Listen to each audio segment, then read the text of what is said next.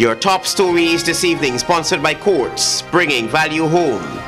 Jagdeo wants additional information about the financing of the new Demerara Harbour Bridge. Minister Patterson brings clarity to Jagdeo's concerns. Female prisoners subjected to sleeping on the floor in cells. Intervention made to ensure they have mattresses, says Commander Chapman. No intention to part ways with Crime Chief Wendell Blanham, says Minister Ramjatan. HGP Nightly News begins now.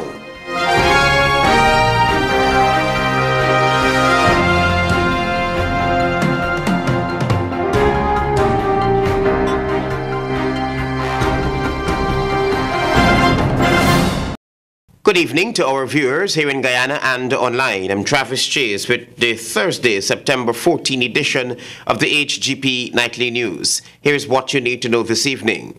The government has confirmed its intention to proceed with the construction of a new Demerara Harbour Bridge to span between Houston and Versailles.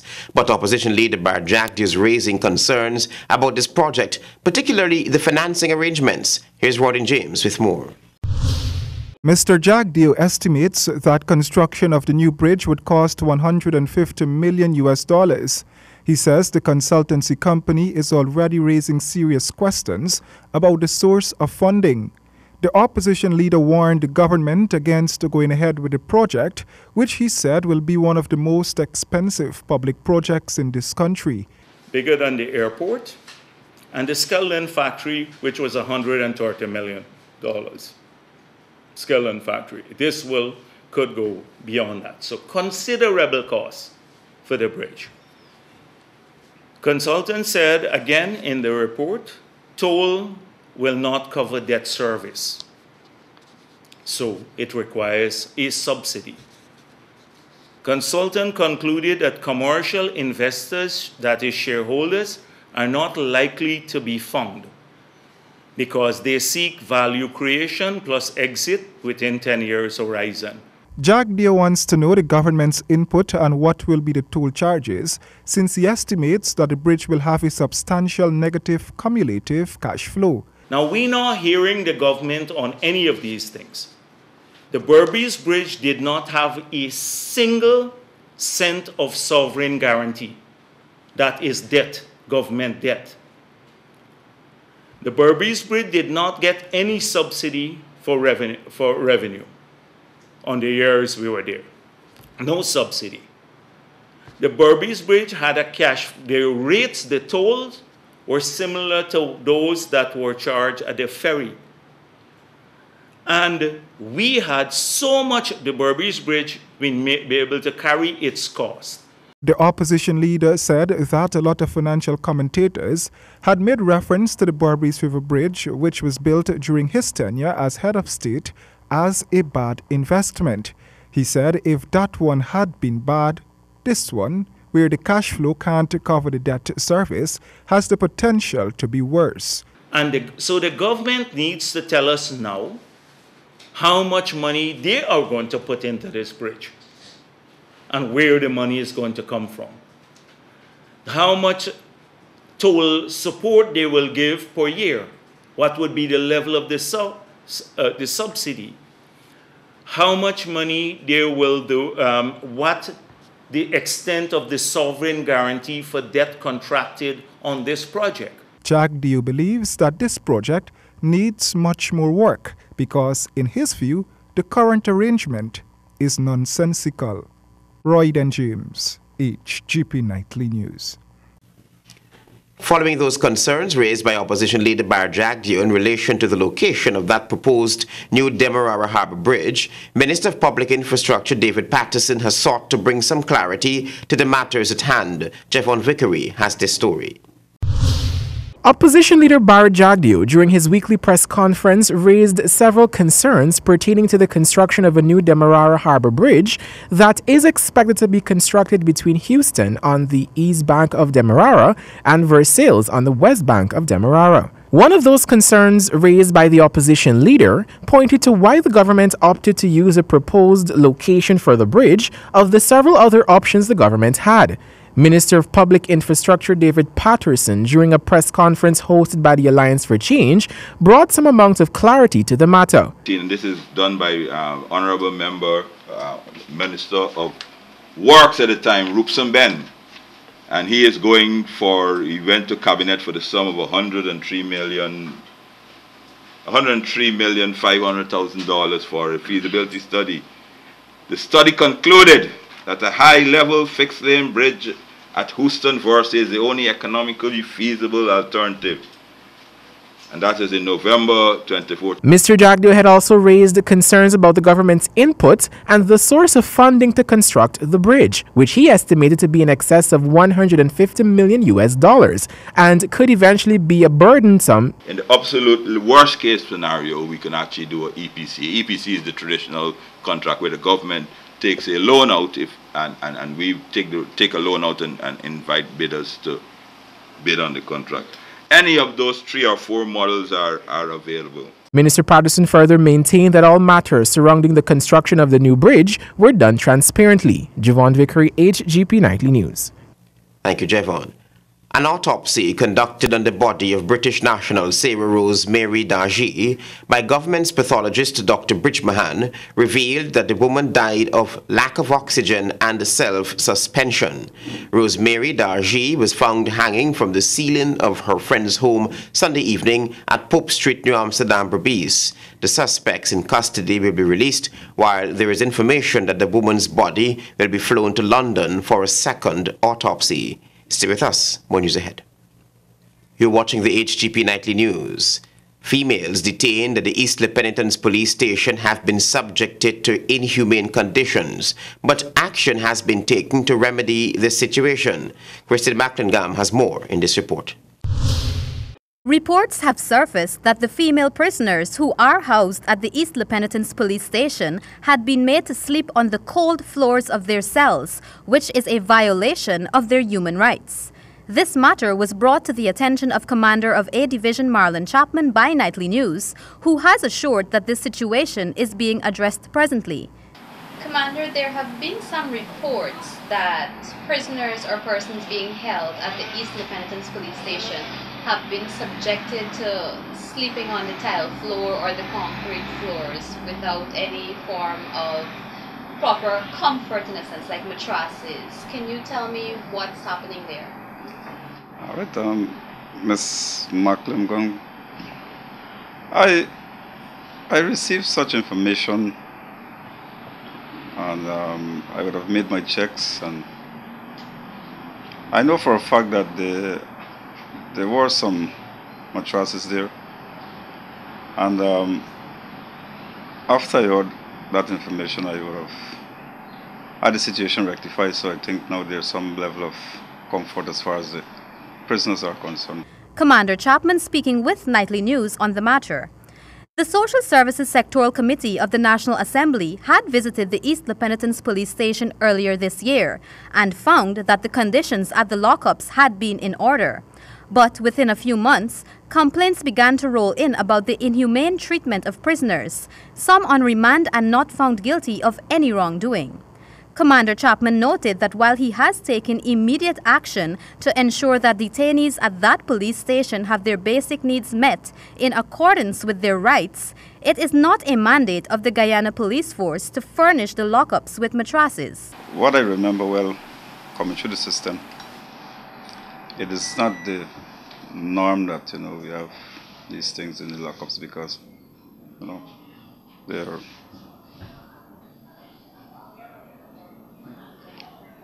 remember that those are just lockups and not like Camp Street and other places. But that doesn't mean that, persons shouldn't be treated, like human beings. But as I said just now, I heard of the issue and I've since rectified. The commander reminded that the East Le Penitence police station does not only house prisoners brought in by the police ranks only, but generally caters for all female prisoners from other law enforcement arms as well. You will have persons there, not only from the police, Like as I mentioned just now, you have persons remanded by the courts. You have other organizations would ask us to keep prisoners for them. For example, CANU. female prisons we keep there. So you have other, not only the police prisons, but... Reporting for HGP Nightly News, I am Kristen Macklingham. On the police front, Public Security Minister Kemraj Ramjatan assures that there is no intention by the administration, the police, or his office to part company with Crime Chief Wendell Blanham, who is currently on accumulated leave. Jeffon Vickery reports. After Crime Chief Wendell Blanham proceeded on annual leave for the second time this year, there were several changes in command within the Guyana Police Force, including the temporary appointment of a new crime chief and a deputy crime chief. Minister of Public Security Kemraj Ramjatan, during a press conference held by the Alliance for Change on Thursday, explained that before and after the appointment of Mr. Blanham to the post of crime chief, he had accumulated more than 100 days of leave. The Public Security Minister stated that following claims which suggested that following a recent Commission of Inquiry, the administration had intended to send Mr. Blanham packing. That's simply not on the cards. I noticed that a lot of people are saying that we are trying to get rid of Blanham. Blanham is a serious pillar in this police force. Whatever it is, understand that. And he has done a fantastic job in the opinion of the government and in the opinion of the minister. The Public Security Minister further stated that the readjustment within the force is customary, especially when a senior officer proceeds on annual leave.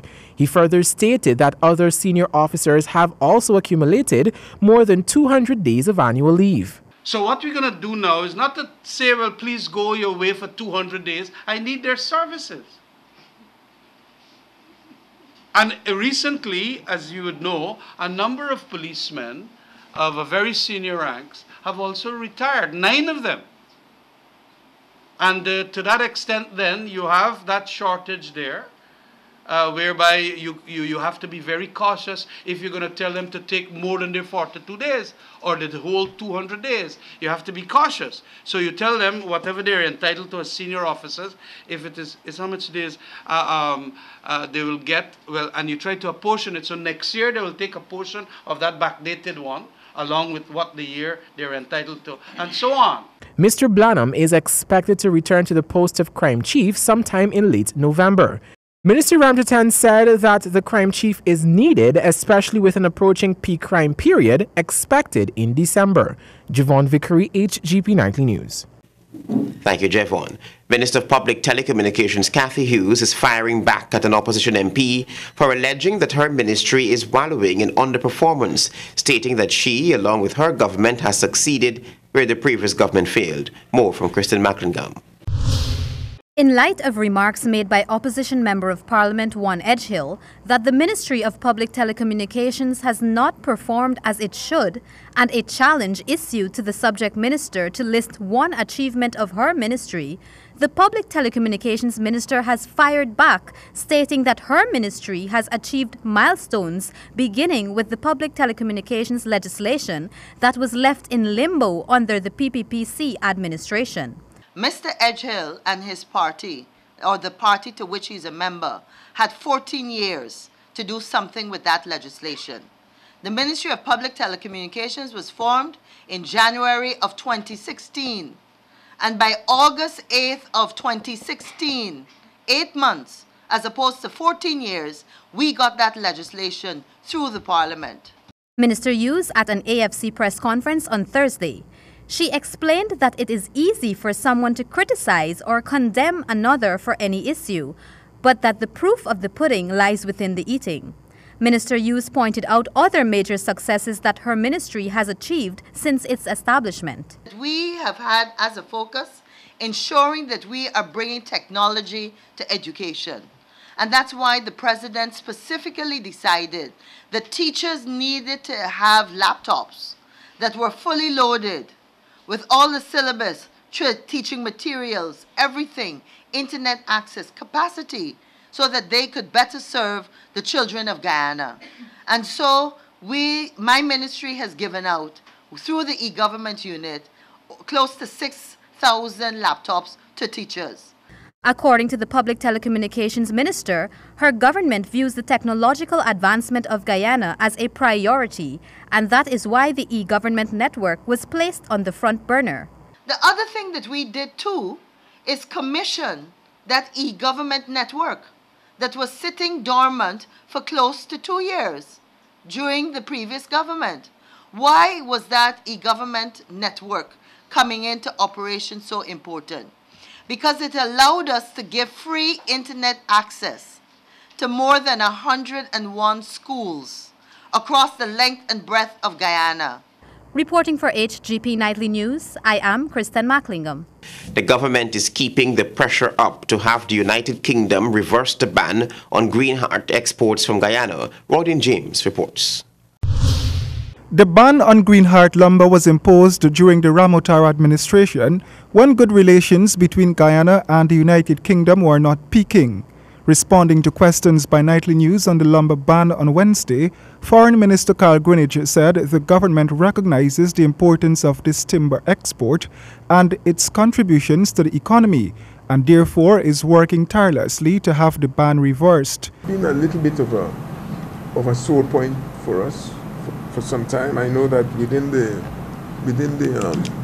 private sector there is concern, and we have, for example, try to ensure, at least at the Foreign Affairs end, that the High Commission in London is apprised of the matter, keeps pressing it in the case of the UK authorities. Minister Greenidge described green heart as part of Guyanese identity, adding that the current export restriction harms local production also. He said the issue is of concern to the government, which is focusing on finding solutions now. In addition to engaging the authorities in Britain, we will be trying to ensure that, how should I put it, that the standards, if you like, applicable to the harvesting of green heart and other species can be established and enforced. Mr. Greenidge expressed the hope that Guyana can perform better with the export of green heart to the United Kingdom when the ban is reversed. Give some thought to how best to put in place standards that would assure the British buyers that forests, including green heart forests, are being sustainably harvested.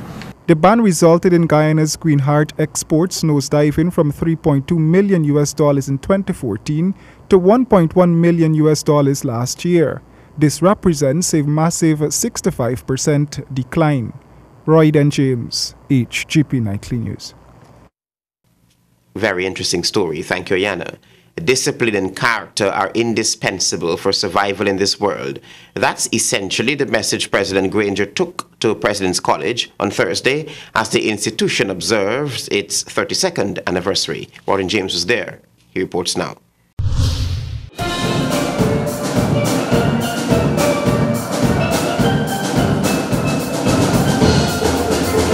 On September 11 last, President's College celebrated its 32nd anniversary as a secondary institution in Guyana.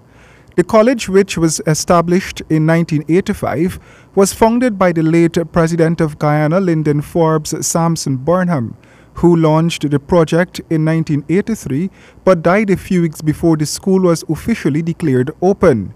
President David Granger delivered a feature address at the anniversary ceremony at the college on Thursday when he pledged his continued support. I've committed to assisting wherever I could to maintain the high standards of President's College, but a lot of it depends on your own conduct. You have to care for the infrastructure and for the facilities and utilities of this school. The head of state told students that above all things, it is imperative of them to have their character and discipline intact at all times.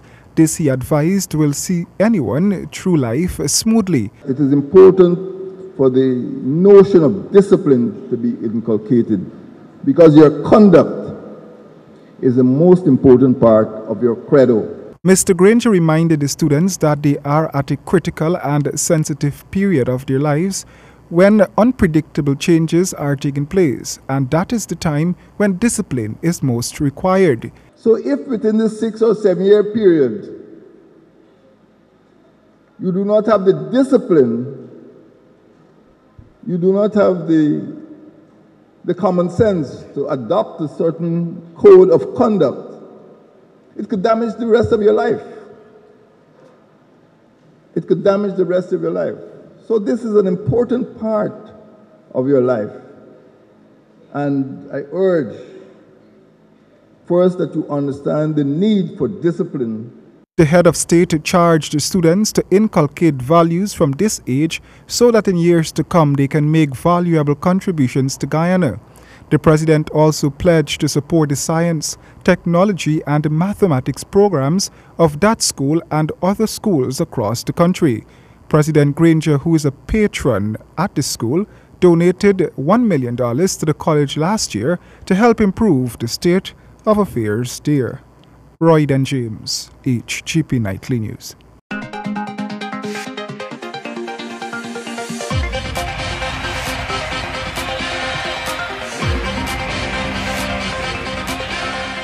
Thanks for staying tuned. I'm Colin Abrams with the HGP Sportscast. We begin with cricket. The West Indies brace for the challenge of qualifying direct for the ICC Cricket World Cup 2019. They must beat England badly in the upcoming one-day series. The Windies side has a laborious task of trying to qualify direct for the ICC Cricket World Cup 2019, as it braced for a one-day off ODI against Ireland on September 13 and a 5-day match ODI series against England from the 19th to 29th of September. The match against Ireland was washed out. West Indies had to beat Ireland in a one-off ODI and then defeat England 5-0 or 4-1, with wins in the last 4 matches to qualify ahead of Sri Lanka for the ICC Cricket World Cup 2019. The West Indies side is currently on 78 points in the MRF Tires ICC ODI team rankings, 8 points behind 8th place Sri Lanka, whom it will need to overtake in order to qualify. In other words, losing any match other than the opening match against England at Old Trafford on September 19th will allow Sri Lanka a direct passage. Teams not getting direct places in the ICC Cricket World Cup 2019 will get another shot through a qualifying tournament. More in cricket news, the Ghana Cricket Board Jaguars 3-day tournament leaderboard shows Essequibo as the strong leader so far, followed by Upper Currentine, West Demerara, and Georgetown in the cellar. More in this report.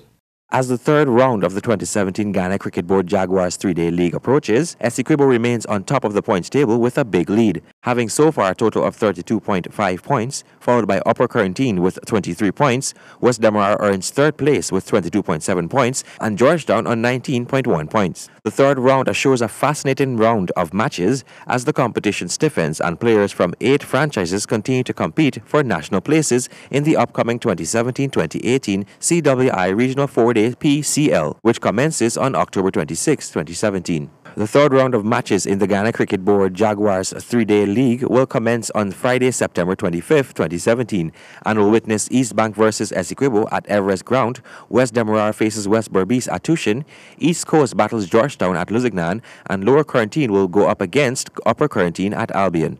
All matches are scheduled to start at 9:30 hours. Trinidad and Tobago cricketer and Ghana Amazon Warriors captain Riyad Emrit was on the cricket field in Kabul, Afghanistan, when the suicide bomber blew himself up outside the ground. More in this report by Stanford Howard. Riyad Emrit is the only West Indian cricketer taking part in the Afghanistan T20 League, called the Spagazi Tournament, now in its 5th season. The Trinidadian Guardian reported that Emrit is playing for the Blues Defenders and was on the field when the action occurred. Speaking to media representative, Emrit related the incident. "We were in the field bowling when the situation occurred. It was the second over of the innings, and we heard a loud explosion go off on the outside. I felt the stadium shake. Such was the force of the explosion. When I looked outside, I saw a tall building shaking and broken glass all over. The entire area of the building was in smoke. We were told by officials that it was a gas cylinder that went off." Emrit also relayed that his side ended up winning the game, and it was only when the match ended they heard the true story of what occurred. Emrit added that he wanted to return to Trinidad and Tobago, but was unable to, as the next available flight is on Friday. For HGP Sports, I'm Stanford Howard. Thank you, Stanford. 17 national anti-doping organizations are demanding that Russia is banned from the 2018 Winter Olympics. The group said the International Olympic Committee's refusal to hold Russia accountable for one of the biggest scandals in sports history imperils clean athletes and the future of the Olympic movement. The National Anti-Doping Organization, which includes the UK and US anti-doping agencies, said the country must be punished for proven corruption in the Sochi 2014 Games and continuing failure in its obligations to clean sports. They also warned they had serious doubts that Pyeongchang 2018, home of the upcoming Winter Olympics, which takes place on the 9th to the 25th of February, would be clean. Last year, an independent report commissioned by the World Anti-Doping Agency found evidence of state-sponsored doping in Russia, for which the IOC is yet to decide on sanctions. Two commissions set up in December have still not concluded, with speculation that Russia could face a heavy fine and escape ban. That is all for this edition of the HGP Sportscast. Back to you, Travis. Jagdeo wants additional information about the financing of the new Demerara Harbour Bridge. Minister Patterson brings clarity to Jagdeo's concerns. Female prisoners subjected to sleeping on tile floors in cells. Intervention made to ensure they have mattresses, says Commander Chapman. No intention to part ways with Crime Chief Wendell Blanham, says Minister Ramjatan. And a woman with 2 uteruses give birth to 2 babies. It's the first case for Guyana. Those were our major headlines. For these stories and more, please go to our website. It's www.hgptv.com. I'm Travis Chase. Thanks for watching. Goodbye.